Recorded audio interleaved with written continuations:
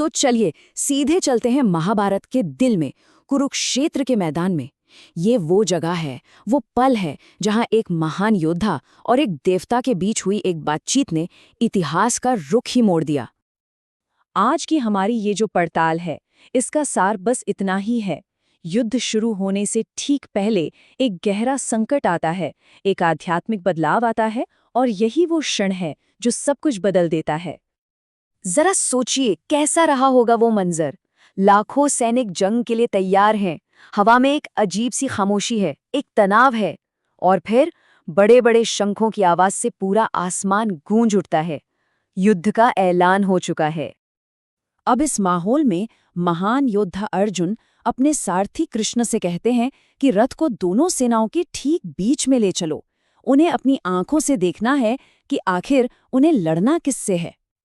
और अर्जुन जो देखते हैं ना, वो उनकी रूह को कंपा देता है। एक तरफ उनका क्षत्रिय धर्म है जो कहता है कि न्याय के लिए लड़ो, और दूसरी तरफ दुश्मन की जगह पर खड़े हैं वो लोग जिनसे वो दुनिया में सबसे ज्यादा प्यार करते हैं। कृष्ण एक एक करके बताते हैं, देखो अर्जुन, वो तुम्हारे पितामह भीष्म हैं, वो तुम्हारे गुरु द्रोण हैं, और ये सब तुम्हारे अपने भाई बंधु हैं। बस कर्तव्य और परिवार के बीच की यही लड़ाई अर्जुन को अंदर से तोड़कर रख देती है। अपने ही परिवार को शस्त्र उठाए सामने देखकर अर्जुन का जो हाल होता है, वो कोई सोची समझी प्रतिक्रिया नहीं थी, वो तो बस एक इमोशनल ब्रेकडाउन था।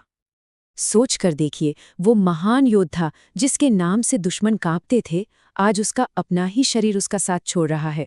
उसका पूरा शरीर कांप रहा है, गला सूख रहा है, और सबसे बड़ी बात, उसका वो प्रिय गांडीव धनुष, वो उसके हाथ से छूटकर नीचे गिर जाता है। वो पूरी तरह से हार कर अपने रथ में बैठ जाते हैं। और फिर वो शब्द आते हैं जो सब कुछ रोक देते हैं। अर्जुन साफ साफ कह देते हैं, मैं नहीं लड़ूंगा। उन्हें ऐसा राजपाट नहीं चाहिए जो अपने ही लोगों के खून से सना हो। ये इस कहानी का सबसे लो पॉइंट है। लेकिन कृष्ण वो कोई दिलासा नहीं देते, बल्कि वो तो अर्जुन को डांट लगाते हैं। कहते हैं, अर्जुन, इस मुश्किल घड़ी में ये कायरों जैसी बातें कहाँ से आ गई तुम्हारे मन में? दिल की कमजोरी छोड़ो और युद्ध के लिए खड़े हो जाओ। और बस यहीं से सब कुछ बदल जाता है। ये लड़ाई अब मैदान की नहीं, मन की हो जाती है। युद्ध का सारा शोर थम जाता है, जैसे समय खुद रुक गया हो इस दिव्य ज्ञान को सुनने के लिए। कृष्ण अपना पहला और सबसे बड़ा उपदेश देते हैं, आत्मा और शरीर का फर्क। वो समझाते हैं कि ये जो शरीर है, ये तो बस एक लिबास की तरह है। आत्मा अमर है। जैसे हम पुराने कपड़े बदलते हैं, वैसे ही आत्मा एक शरीर छोड़कर दूसरा धारण कर लेती है। इस एक श्लोक से कृष्ण आत्मा के अमर होने के बात को पक्का कर देते हैं। मतलब साफ है, अर्जुन असल में किसी को मार ही नहीं सकते, वो बस उनके नश्वर शरीर को खत्म कर सकते हैं। आत्मा तो हमेशा रहेगी। अब जब ये बात साफ हो गई कि आत्मा तो अमर है, तो कृष्ण अर्जुन के कर्तव्य यानी उनके धर्म पर आते हैं, और यही गीता का दूसरा सबसे बड़ा स्तंभ है। कृष्ण दिखाते हैं कर्म योग का रास्ता, यानी अपने काम पर ध्यान दो, फल की चिंता मत करो। क्षत्रिय होने के नाते अर्जुन का धर्म है कि वो न्याय के लिए युद्ध करे। जीत हो या हार, ये सोचे बिना बस अपना कर्म करे। यही रास्ता उसे इस इमोशनल बर्डन से आजाद कर सकता है। ये श्लोक यही कर्म योग का सार है। अर्जुन का सारा दुख किस बात से है? परिणाम से, अपनों को मारने के बाद मिलने वाली जीत से। कृष्ण कहते हैं कि तुम्हारा अधिकार सिर्फ कर्म करने तक है, उसका फल क्या होगा इस पर नहीं। यही वो ज्ञान है जो कर्म को दुख के बंधन से मुक्त कर देता है। इतना सब समझने के बाद भी अर्जुन का मोह पूरी तरह से भंग नहीं हुआ था। अंदर कहीं एक शक बाकी था, इसलिए वो एक दिव्य दर्शन के लिए प्रार्थना करते हैं। अर्जुन कृष्ण से कहते हैं कि मुझे अपना वो असली विराट रूप दिखाइए जिसके बारे में आप बता रहे हैं। वो सब कुछ अपनी आंखों से देखना चाहते हैं। और कृष्ण जो रूप दिखाते हैं वो बहुत विस्मयकारी है, पर साथ ही साथ बहुत भयानक भी है। ये ब्रह्मांड का वो रूप है जो सुंदर नहीं बल्कि विनाशकारी है।